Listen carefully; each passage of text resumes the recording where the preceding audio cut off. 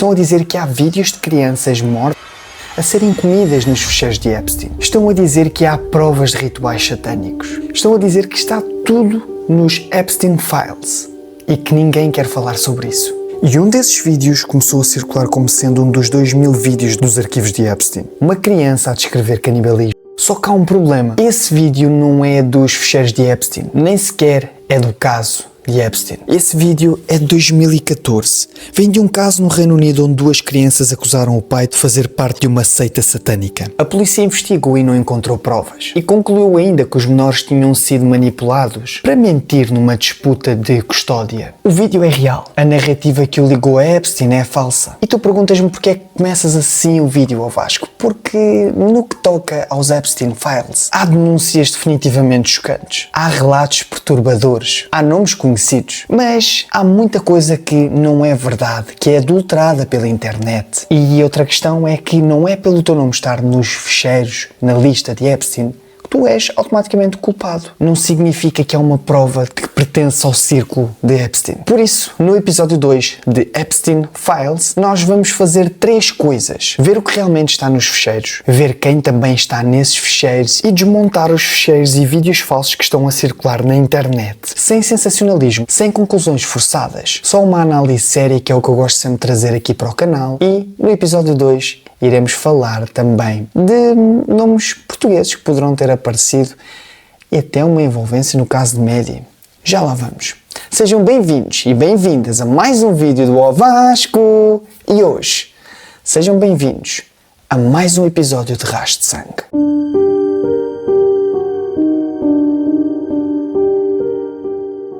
3 milhões de páginas nos arquivos, 180 mil imagens e 2 mil vídeos. Esta foi a maior quantidade de informação publicada pelo governo norte-americano sobre o caso de Epstein. E com esta divulgação, novos detalhes sobre a teia do tráfico sexual e terreno fértil para muitas teorias. E se nós temos que começar pelo nome que apareceu demasiadas vezes nos fecheiros de Epstein, acho que vocês sabem qual é que é. Vamos começar pelo nome mais controverso, Donald Trump. Eles têm fotos juntos, eventos sociais nos anos 90, registros de voo e declarações públicas antigas. Segundo Trump, eles deixaram de se falar, mas não é disso que nós vamos falar hoje. Nós vamos falar da razão de Donald Trump aparecer tantas vezes nos fecheiros de Epstein. E nós acabámos o episódio 1, se vocês quiserem verificar toda a história de quem é que é Jeffrey Epstein, como é que ele subiu ao poder e também a polémica toda ao redor da sua morte, vê no episódio 1, tens tudo lá respondido. Hoje vamos falar mais precisamente sobre os fecheiros de Epstein, sobre os nomes que lá estão e também, bem, das coisas estranhas que aconteceram. Mas quando fechamos o episódio 1, percebemos que dia 12 de novembro de 2025, os democratas do Comitê de Supervisão da Câmara divulgaram e-mails que faziam parte dos documentos deixados por Jeffrey Epstein após a sua morte. Esses e-mails foram obtidos através de uma ordem judicial. Quando nós percebemos que o nome de Trump aparece mais de 1500 vezes nestes fecheiros, ficamos a tentar perceber qual é o conteúdo deles. Uma coisa podemos dizer, que nunca houve propriamente comunicação direta entre Trump e Epstein. Em vários e-mails, sobretudo 2011,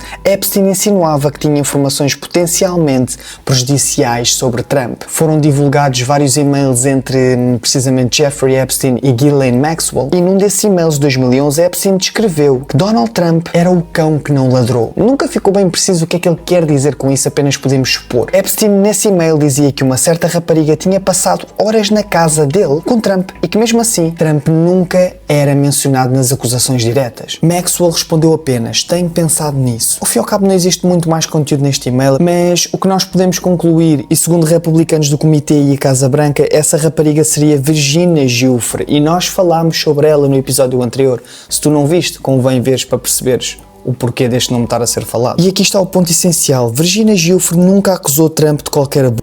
Aliás, nas suas memórias escreveu que Trump foi amigável com ela. Isto não prova nada de que ele esteja ou não esteja envolvido, mas é uma informação que eu acho importante falar. Também foram divulgados vários e-mails onde Jeffrey Epstein falava sobre Donald Trump com várias figuras públicas. Num e-mail de 2017, por exemplo, Epstein escreveu que um ex-secretário, Lawrence Summers, que nunca tinha conhecido ninguém tão mau como Trump. Antes da reunião de Trump com Vladimir Putin em 2018, Epstein também enviou e-mails a figuras internacionais tentando mostrar que tinha contactos e influência. Agora, um ponto importante que temos dizer, e parece que eu estou a querer defender Trump, mas não, eu defendo sempre muito, é a questão de não acusar ninguém diretamente quando não há provas suficientemente fortes. E sabem que no meu canal eu sou justo nesse sentido. E voltando ao que eu estava a dizer, um ponto importante é que estes e-mails mostram o que Epstein dizia em privado. Mostra as suas opiniões sobre Trump e as suas insinuações também dele. E como eu disse, não são provas, não são acusações formais, não incrimina de maneira nenhuma Trump. E agora tenham calma, cada vez as coisas vão ficando mais obscuras e tu vais ficar com muitas perguntas, como eu também fiquei, mas vai ser bem interessante. Aguenta-te mais um bocadinho, deixa o likezinho se estiveres a gostar e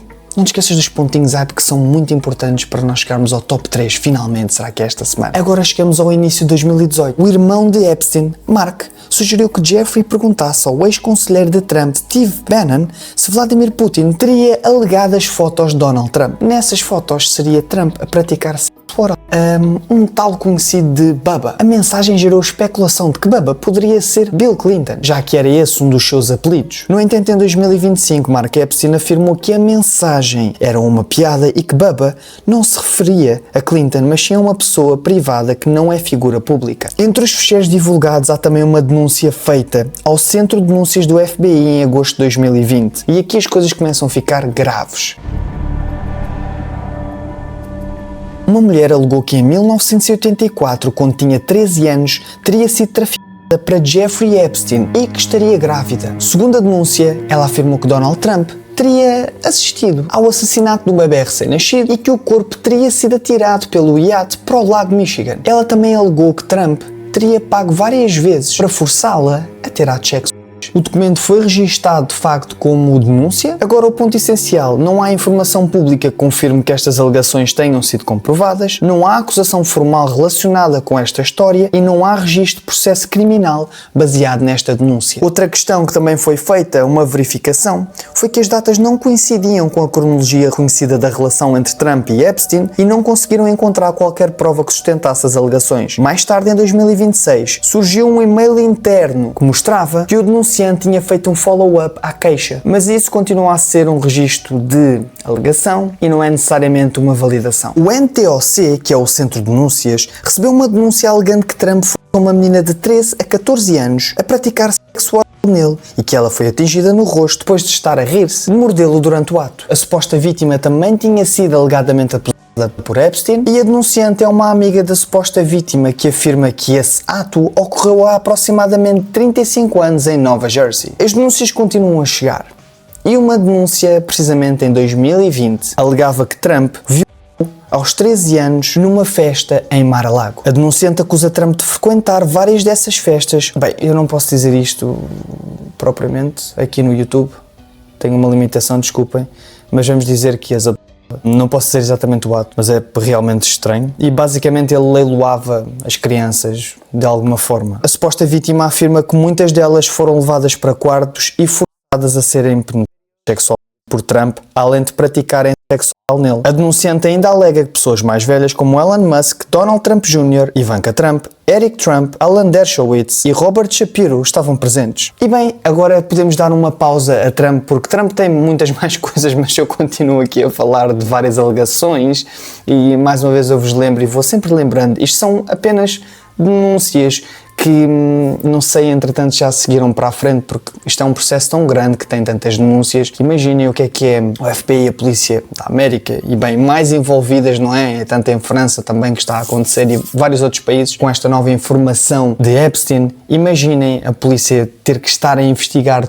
todas estas alegações e tentarem perceber o que é real e o que não é real. Por isso é que vocês entendam que eu tento sempre ser justo e não acusar e não dizer que, olha, isto é uma evidência que poderá ter realmente acontecido. Não me cabe a mim, pelo menos não neste momento do vídeo. No final é outra coisa, no podcast do Spotify é outra, e eu acho que é justo para toda a gente, até porque se isto nos acontecesse tanto a mim como a vocês não iriam querer que alguém tivesse já a difamar o vosso nome de uma forma errada e sem provas nenhumas, apenas com uma denúncia, não querendo também ser injusto. Mas continuando, dando uma pausa a Trump, nós vamos agora falar de outro nome que aparece que é para mim chocante, não prova nada mais uma vez, mas é interessante falarmos sobre ele. E é precisamente Elon Musk. Os documentos incluem correspondência por e-mails entre Epstein e o bilionário Elon Musk. No final de 2012, Elon Musk pergunta a Jeffrey Epstein sobre a possibilidade de ir à festa mais louca da ilha. Em dezembro desse ano, Musk escreveu que queria aproveitar a vida noturna em St. Bart's ou noutro sítio e divertir-se. Epstein respondeu de volta e perguntou se a proporção da ilha do mesmo se assustava a antiga mulher de Musk, a Tallulah Riley. Musk respondeu que a proporção não é um problema para Tallulah. Em fevereiro de 2013, Musk sugeriu que Epstein o visitasse na fábrica da SpaceX, perto de Long Beach, na Califórnia. Nessa troca de e-mails, depois de um lançamento bem sucedido do Falcon 9, Epstein felicitou Musk e perguntou-lhe se já tinha experimentado o medicamento para a insónia no vigílio. Mais tarde, Musk disse que recusou todos os convites que Epstein tinha feito para ir visitar a ilha. E sobre o Musk não temos aqui muito mais que falar. E agora, para aliviar um pouco a narrativa, porque eu quero tornar o vídeo mais dinâmico, senão isto também fica muito pesado. Bem, pesado vai ficar agora, não é? Mas temos aqui uma imagem, por exemplo, de Jeffrey Epstein divulgada nos arquivos do Departamento de Justiça e... ao que me parece, eu nem consigo perceber bem a imagem, porque eles acabaram por ocultar muitas caras até para defender as vítimas, mas outras caras que não percebo porque é que também taparam, não é? Outra coisa, apesar de estar a sair esta série do episódio 2 e irmos fazer o episódio 3, que já estou a tratar do guião, nós vamos fazer agora uma análise a várias imagens que estão a sair, que nós conseguimos encontrar num determinado site, que eu depois vou-vos explicar tudo. E vamos analisar essas imagens, e bem, não é analisar porque nós não somos investigadores, mas ver as imagens, ver quem é que estava nessas imagens, ver principalmente coisas muito chocantes que eu já estive a ver. Bem, nem vamos começar por aí. Mas esta imagem, sobretudo, é bem creepy. Tudo o que é Jeffrey Epstein é creepy, já se percebeu isso.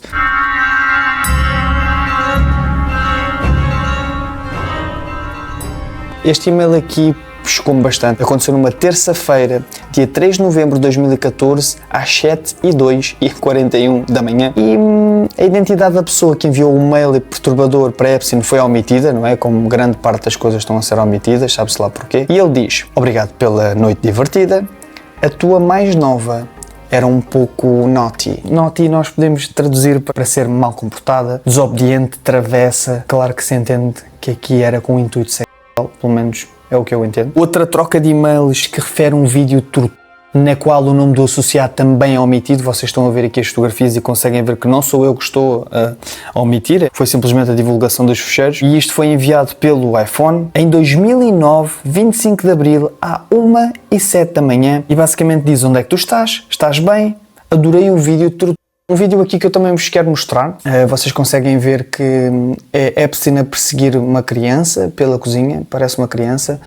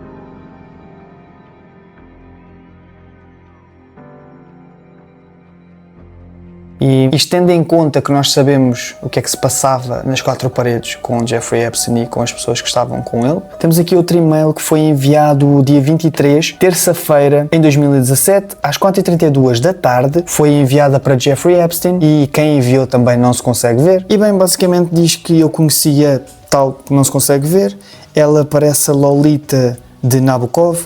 E para vocês terem noção, a Lolita foi um romance de 1955 escrito pelo romancista Vladimir Nabokov, que foi na altura um professor de literatura francesa que sentia atração por pré-adolescentes. E então acho que vocês conseguem entender o conteúdo deste e-mail. Depois ele diz uma mini mulher e agora eu devia mandar outro tipo de candidatos, não achas? Amanhã vamos viajar para Berna para vistos.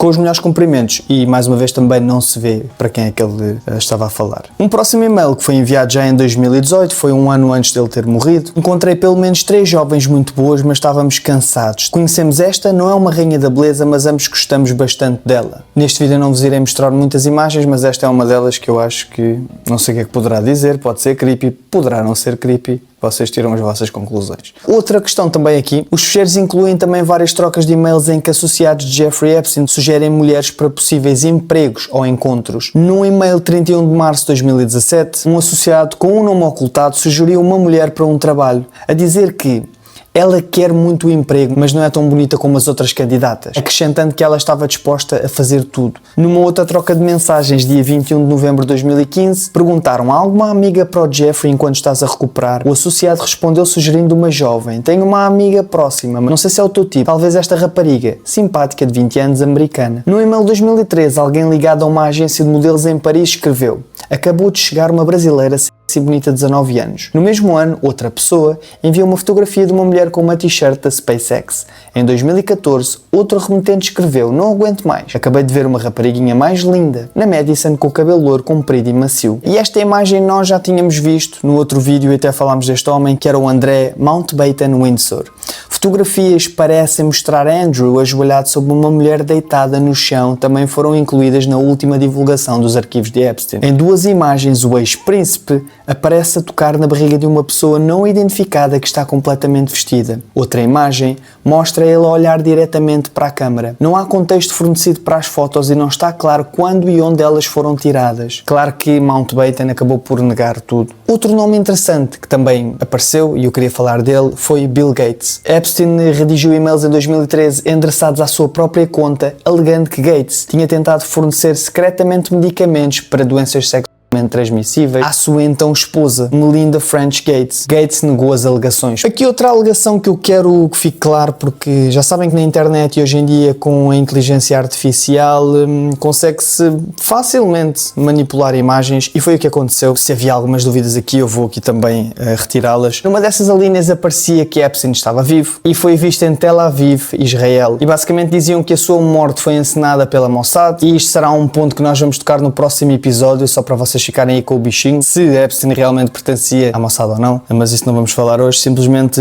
esta dúvida que apareceu, esta imagem que vocês conseguem ver, e é Epstein mais velho, podemos dizer que sim, com uma barba muito maior, e a conclusão que tiramos é que vocês conseguem ver a comparação destas fotografias, foi claramente manipulado por inteligência artificial, e eu queria só dizer-vos isso, porque há muita gente que depois acredita e começa a criar estas teorias de conspiração, e eu penso que não seja o mais acertado. E o que mais me irrita hoje em dia, sendo que eu procuro tão bem as fontes, tento verificar mesmo se está tudo correto, de onde é que vem a informação e etc. E quando vejo que há pessoas que vêm utilizar essa informação para ter visualizações, eu entendo, eu também tento ter visualizações, claramente que tento.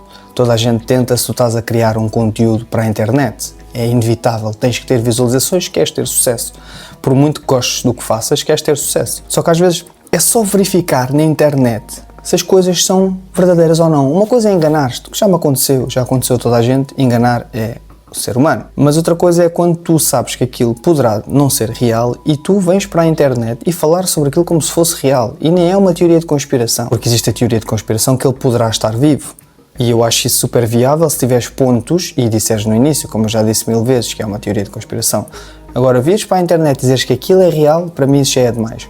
E na realidade até pode ser real, aquela fotografia pode não ser real e ele pode mesmo estar vivo e noutro local. Agora, aquela imagem não é real, é esse ponto que eu quero chegar. E agora uma pergunta que eu te queria responder já há muito tempo, era se há referências sobre o caso de Madeleine McCann nestes arquivos de Epstein. Uma denúncia basicamente foi enviada às autoridades norte-americanas em julho de 2019 e pedia que fosse investigada a ligação de Jeffrey Epstein e um alegado esquema de abuso de crianças por milionários norte-americanos em Portugal. O e-mail faz parte dos ficheiros Epstein agora divulgados pelo Departamento da Justiça e dá conta que tinha estreado por essa altura na Netflix um documentário sobre o desaparecimento de Madeleine McCann, bastante conhecido. Nesse documentário, os jornalistas falavam da presença de milionários americanos que voavam para Portugal em jatos privados com o propósito de abularem de crianças na instituição Casa Pia. O título do e-mail era Jeffrey Epstein, mas desconhece se as autoridades dos Estados Unidos investigaram esta possível ligação. O autor do e-mail, cujo nome aparece censurado, escreve: na temporada 1, episódio 3, jornalistas portugueses lembram o escândalo que ocorreu uns anos antes sobre o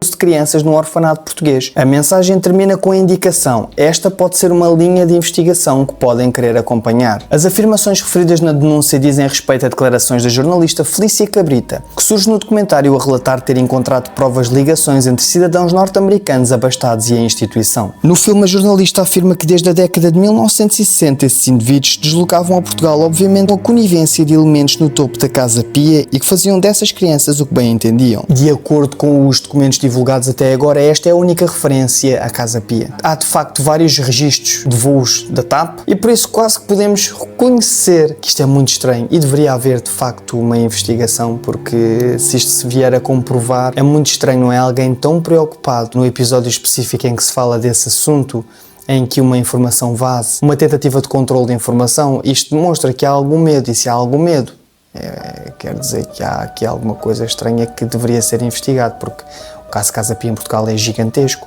o caso de Maddie McCann é gigantesco aqui em Portugal. Se de facto se comprova que isto pode estar correlacionado e que houve realmente tráfico de crianças e no qual houve na Casa Pia e até no caso de Maddie McCann, explicaria muita coisa que está ocultada no caso de Madeleine McCann, e porque é que parece que do nada o caso de Maddie McCann deixou de ser investigado, pelo menos na extensão que estava a ser investigado. E tu agora perguntas, será que há mais nomes portugueses que podem aparecer? E relembro, não é por aparecer que podem estar envolvidos, é simplesmente para mera curiosidade, para entenderem que nomes portugueses é que ainda podem estar nos ficheiros de Epstein. Um dos nomes mencionados é Luís Amado. O nome de Luís Amado, ex-ministro de Negócios Estrangeiros, surge em e-mails de 2010 reenviados por Jeffrey Epstein a terceiros, onde constava numa lista de personalidades estrangeiras. Luís Amado obviamente defendeu-se a dizer que nunca esteve com Jeffrey Epstein. Outro nome é Carlos Pires, que também apareceu, que é neste momento o atual embaixador de Portugal em Singapura. Há uma troca de e-mails de 2010 onde Epstein escreve a convidá-lo para Nova Iorque.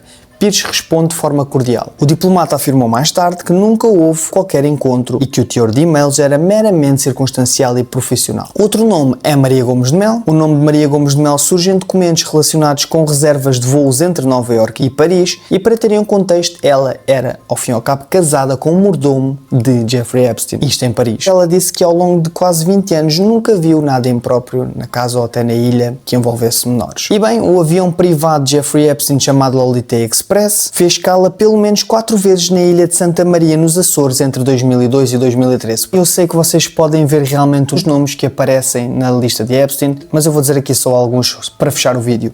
Sarah Ferguson, Michael Jackson, Bill Clinton, Richard Branson, Steven Tisch, Casey Wasserman, Ehud Barak, Larry Summers, Howard Lutnick, Sergey Brin, Steve Brennan, Miroslav Lashkov, Woody Allen, Peter Attia, José Maria Asner, Steve Bannon, Doug Band, Tom Barrack, Leon Black, Ana Botella, Edward Boyden, Richard Branson, Naomi Campbell, Fidel Castro, Frederick Chaslin, Bill Cosby, Andrew Farkas, Stephen Hawking, Jay-Z, Caroline Lang, Ronald Lauder, Jack Lang, Howard Lutnick, Ashley Massaro. E bem, se alguns nomes ficaram ocultados, eu só vos queria dar aqui uma lista porque eu queria dizer quem é que estava na lista da Epstein, mas sim, há muitos mais nomes, há uns que eu não disse, porque isto é uma lista gigantesca, eu ia ficar aqui para sempre. Espero que vocês tenham gostado. Temos agora o episódio 3 que vai falar sobre a ilha, vai falar também sobre várias questões em relação a Epstein. Vocês vão ter aqui algumas surpresas também no episódio 3, mas antes eu vou gravar já um vídeo já a seguir, que é a reagir a várias imagens, a vários vídeos